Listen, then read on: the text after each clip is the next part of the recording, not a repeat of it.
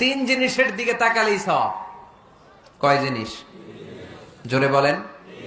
এক নাম্বার আন-নাযার ইলাল মুসহাফ, কোরআনের দিকে তাকালেই সওয়াব, পড়া লাগবে না, পড়লে তো সওয়াব আছে, তাকানো মাত্রই।